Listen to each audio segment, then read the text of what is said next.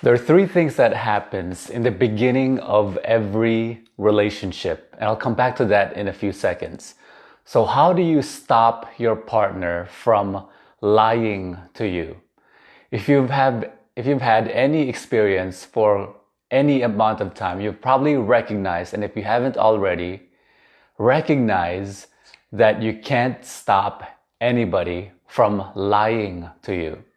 And if you try to stop somebody from lying to you, that's going to be a tremendous, tremendous waste of your time and of your existence. But here's what you can do. And in today's 5-minute training, I'll show you how you can stop your partner from lying to you. But first you have to recognize authority equals responsibility. And because authority equals responsibility, in other words, you can only take responsibility over something which you have authority over. In other words, you can take responsibility over your emotions, but you can't take responsibility over someone else's authority, and their emotions is part of that authority. Their decision making is part of that authority.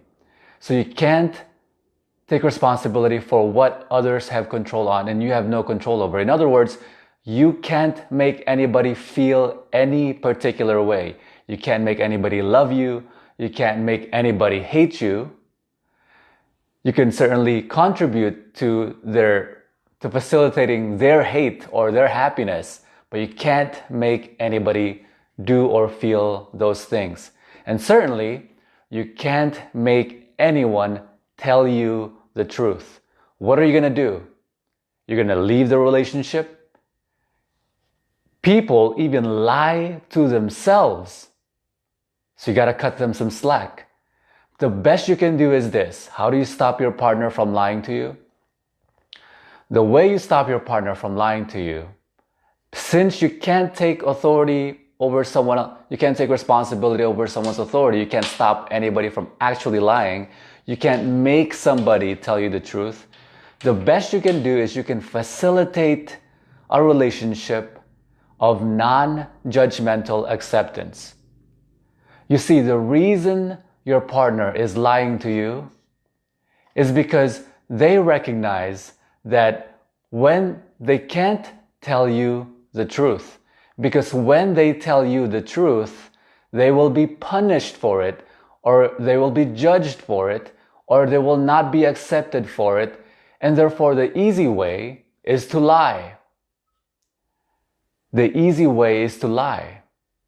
Is it hard to just do a white lie? No, it's not hard, it's easy.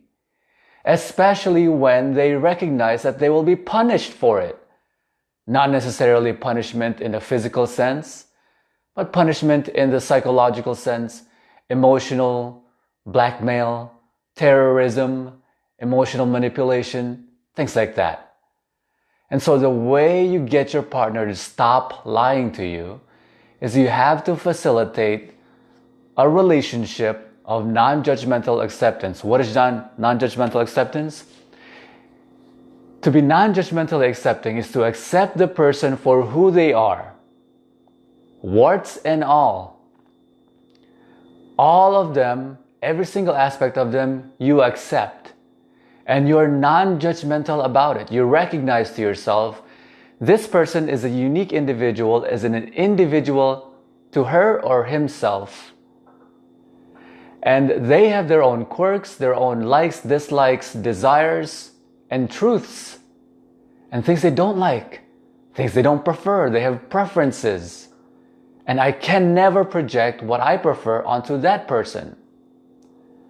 They have their own unique things that they like and do and feel and behave as. And when they recognize, because you facilitate a non-judgmentally accepting environment, they feel they won't need to feel like having to lie about anything.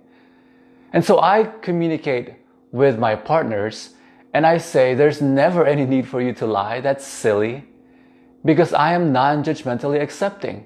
I am completely accepting. There's a vast gamut of things that I accept. And when there's something that I do not accept, trust me, I will let you know.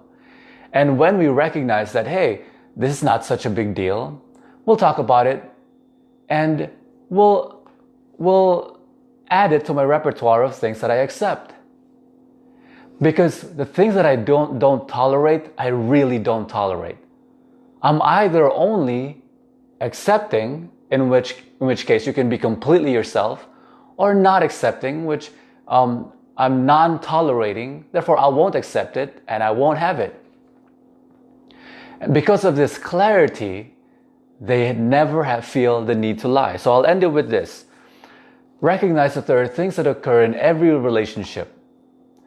I encourage you to read the book Relationships 101, Forbidden Secrets of Love, Sex, Happiness, and the Male-Female Dynamic Explained. Go to Amazon.com, search for Relationships 101 by Ron John, and you'll learn more about how relationships come to be in an evolutionary psychology manner. 3 things occur in the beginning of every loving relationship. Infatuation, where your brain drugs you so that you can never see anything wrong with that person. Everything they do is cute and hot and sexy and funny. Until after, a few months to 18 months where it finally subsides, and then you see the person for who they really are.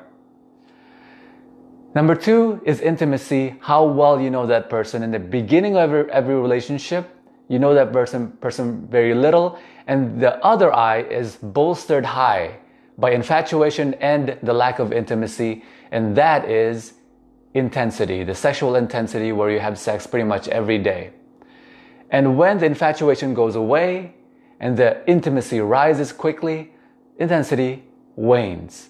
If you don't know that already, you will really suffer in your relationship because you'll think things that shouldn't be happening in a relationship that are.